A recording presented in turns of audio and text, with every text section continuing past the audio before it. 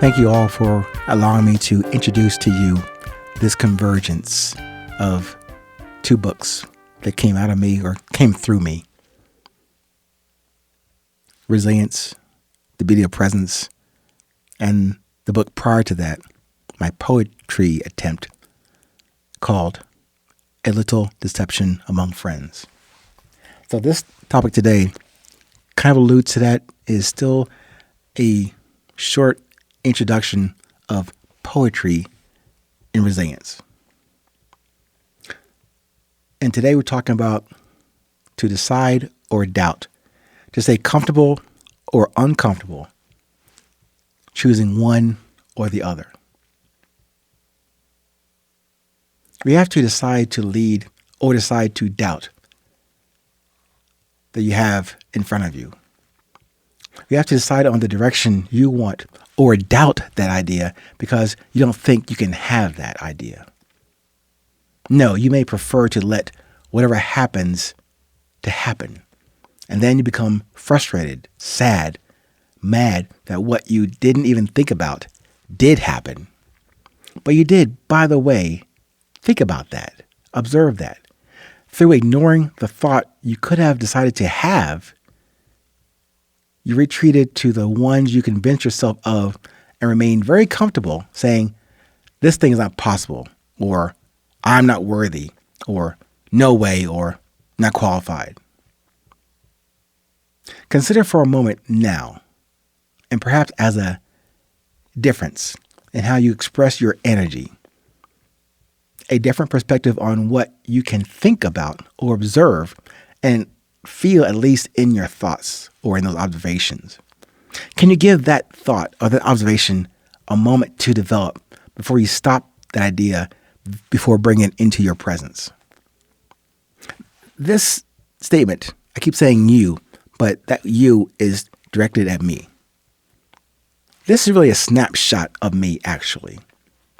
I can share some really minor, tiny part of wisdom and guidance with you on resilience. Yet, many times, I do not apply that medicine to myself. I talk about the importance of self first and not selfish. I tend to have more impatience and or lack of humility and confidence, also known as courage in the resilience main model.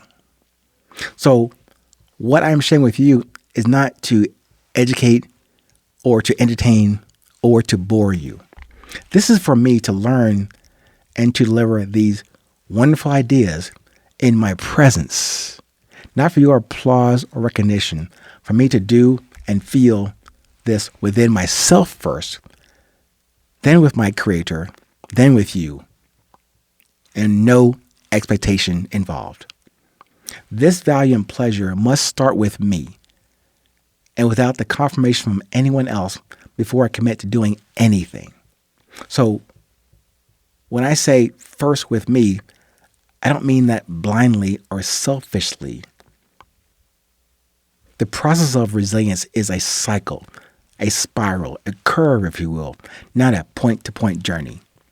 So even though I may start sharing this process with you, I also remain on that path by observing, developing, listening, learning, and leading. That brief introduction to this topic today about deciding or doubting, comfortable or uncomfortable, it also leads us into a discussion about the higher power. So where is the God in this? Don't I need that higher being to guide me to these decisions? Yes, and that guidance, that design, that leading, that beauty is within me, is also within you. However you decide to get to that connection to God. That is the access to the essence we normally pass by during each moment of awareness that we each have.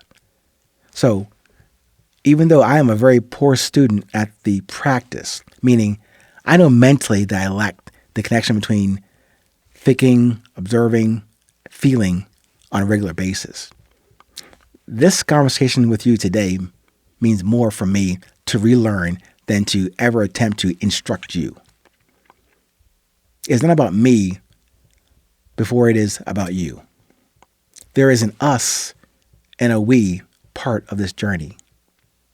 I have very little to add or contribute to you if I do not have within me or identified or become aware of this essence and have not committed that or contributed to that essence to myself. And that includes any examples of ego and fear, as well as humility and confidence.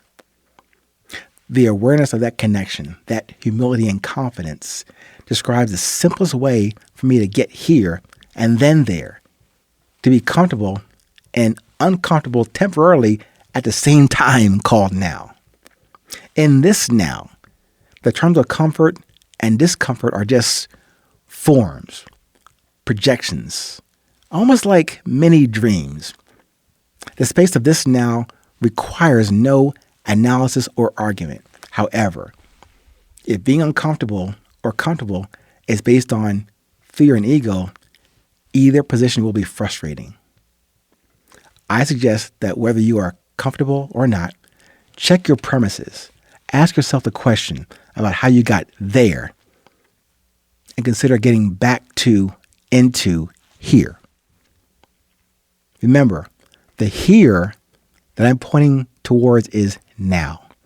The space, the beauty, the humility, and confidence for me that reconnects me to what I can enjoy and share without conditions. Now onto prophecy and presence. Does what I say to you now make any sense? Does what I say come across as timely, relevant, early or late in how you receive this? Do I know or should I care? Should you? Do you? Do you base the answers to these questions? Please don't answer those now. On your preconceived ideas or opinions of me, my message, my style, the format? Then I do ask you to relax your frameworks and enter into conversation about being open to difference, not necessarily for argument. We can if you want at some point. But perhaps my view on deciding to lead seems a bit out of step with the world, with you, maybe with everyone else. So while I have very few absolutes, I am not that concerned about popular opinion. I consider how I apply my actions to my results and restarts. I use the term prophecy just as a pointer, as a word for reference. I do not know if the inspiration I share looks or sounds like new or old or too complex or complicated. I do not intend to do that to you here today. I have captured some of the ideas, thoughts, observations, approaches, written them down, even organized them for you to read them or listen to them. While I do have some notes here, somehow I just cannot stay on script. I write and present for myself genuinely, sincerely. Yes, the bill collectors and the IRS people, they seem to need my attention to these debts I have generated. So the ideas and thoughts I have to share could generate money, maybe, but that is not my priority. The main decision for me is the simplest one: to feel, to write, to speak, to present, and stand before you to deliver a message that I want to be useful and resourceful. At the end of this moment, all I ever have is me.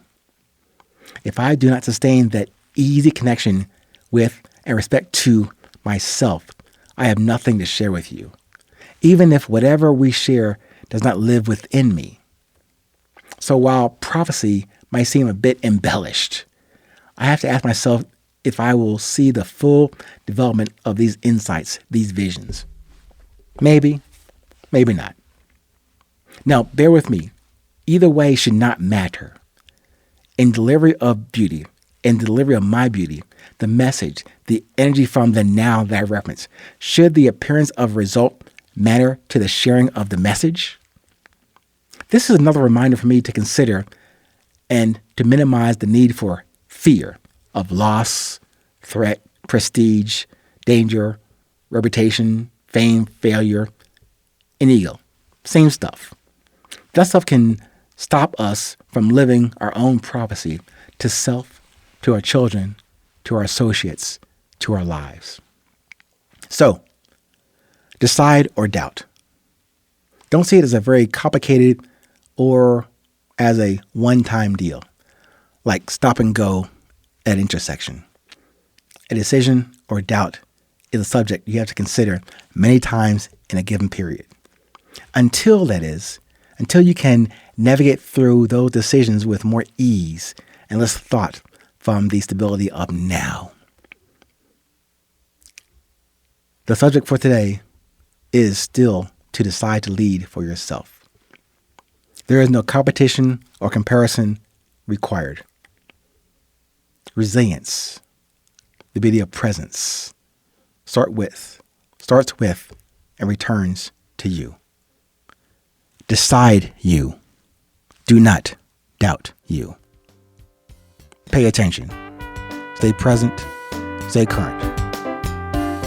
Wherever you are in this world, it is always 8:20.